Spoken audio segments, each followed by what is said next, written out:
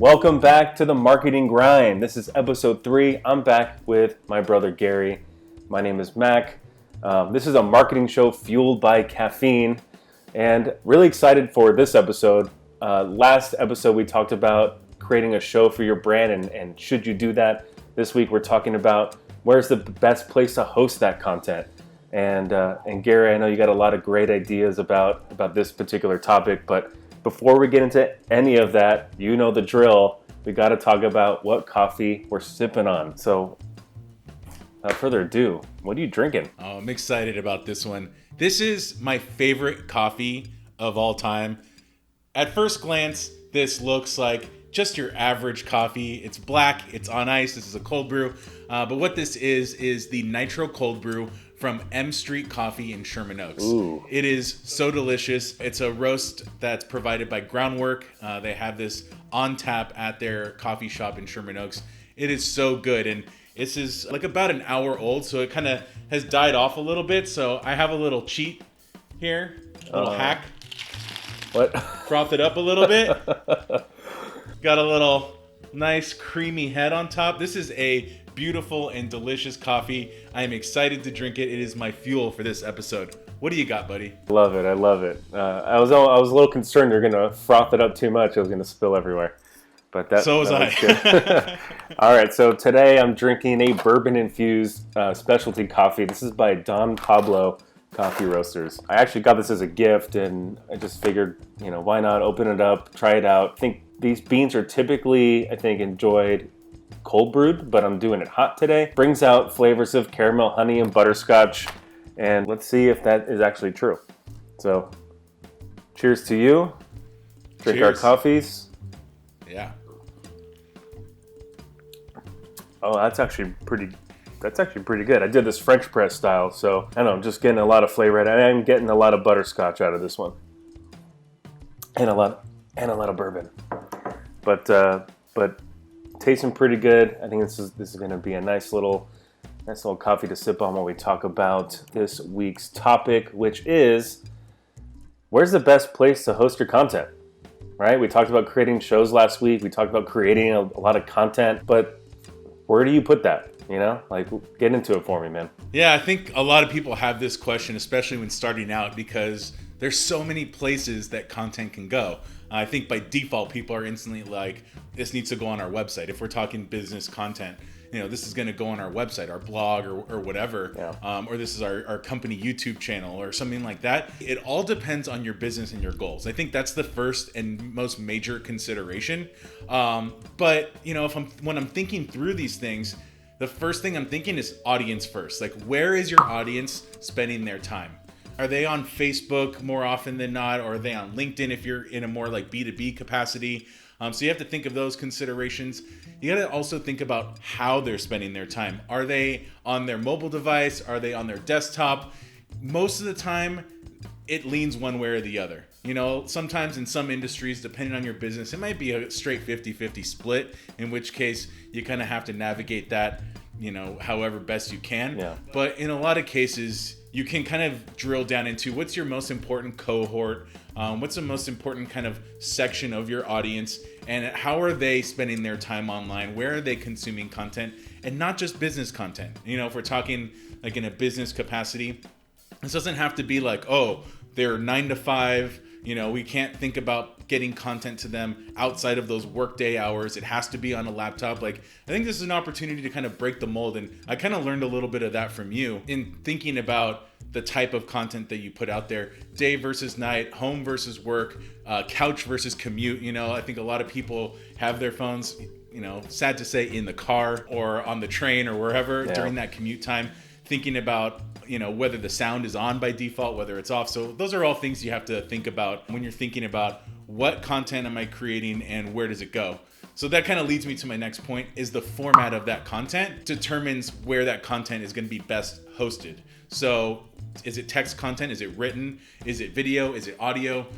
Those are kind of your three major high level categories, but each one of those can be broken down. Is it live stream video versus pre-recorded? Is it long form articles versus shorter form text, blog post, listicle type of stuff? So you really have to kind of drill down into what is the format of that content.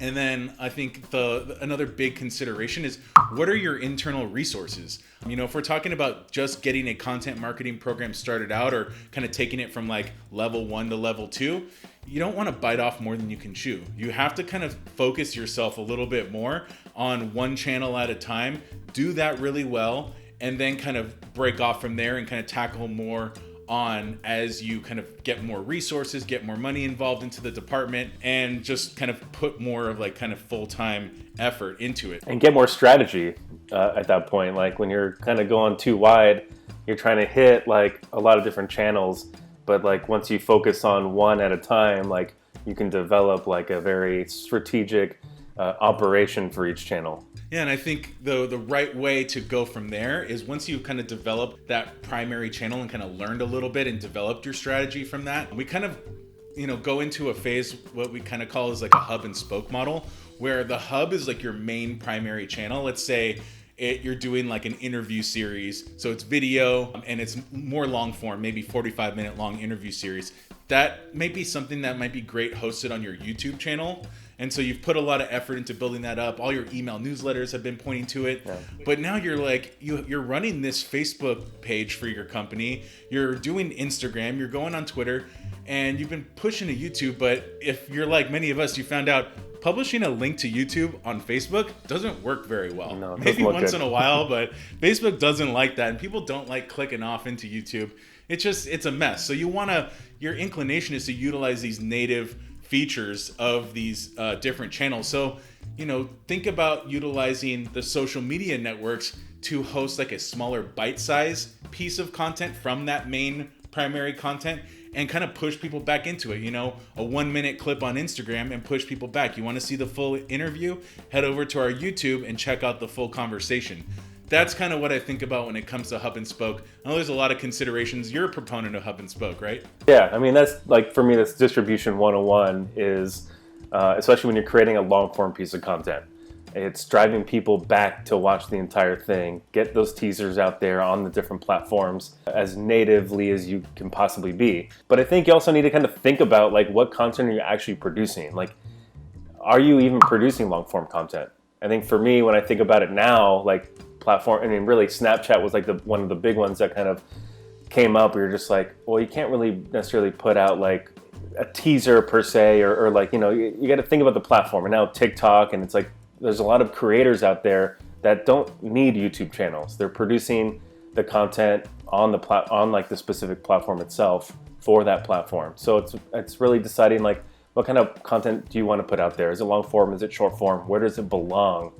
And I think there's something to be said about these like short form video social networks now, that like you don't need a YouTube channel to do that. But with that said, I think it's still important to kind of have like this hub and spoke model regardless. And when you think about format, and yeah, we talked about like, where are people consuming content, whether they're commuting and whatnot, like blogging, I think it's not dead, because I think people still read stuff, it's not all about video and listening and whatnot. Like, I constantly am reading articles all the time. But with that said, about like things like TikTok, popular channels, like, do you need to ride that wave? My answer is no. I think it's just like you said, going back to your point about audience, like, where is your audience? Who is your audience? Where do they spend their time? I just know that question comes up all the time of like, do I need to be on this channel? Do I need to do this? Do I need to do that? Depending on who your audience is, like, you don't need to be there. Spend your time where it matters, right? I think that's the point right there, and kind of ties back to one of my points.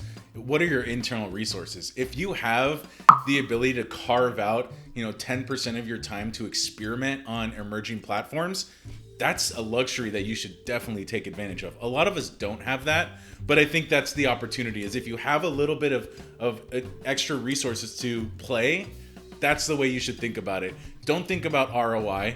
Don't think about, I spent 10% of my time here, I need to show, upper management why that 10% of time was well spent. Like, think of that as time that's invested into the future learnings, whether that platform blows up and gets big, or whether you take what you learn there and you apply it somewhere else in the future. Yeah, and I think you need to get creative in that respect too, because you can't think about a platform like a Snapchat or a TikTok the same way that you think about Instagram and Facebook. So Right. you kind of need to get creative on the content that you're going to be putting out there and make sure it kind of aligns with what people are expecting to get out of those platforms, the entertainment value and whatnot that is present.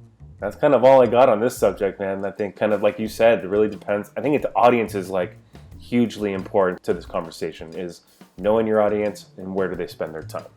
That I think then depends where you spend your time. Audience first, format second. Like that's the big. Those are the two big points when talking yourself through this problem and figuring out what you're gonna do. After that, it's all easy. Then you just create. You just do. After that. Yeah. All right. A ton of good information here. I think we should probably cut it before we get too deep into the weeds here. I could talk about this for hours. Yeah, I know. Trust me, I know you can. But we'll cut it here. Join us next week. We're going to be back with another awesome episode all about digital marketing and some coffee. Thanks for joining, guys. See you next week.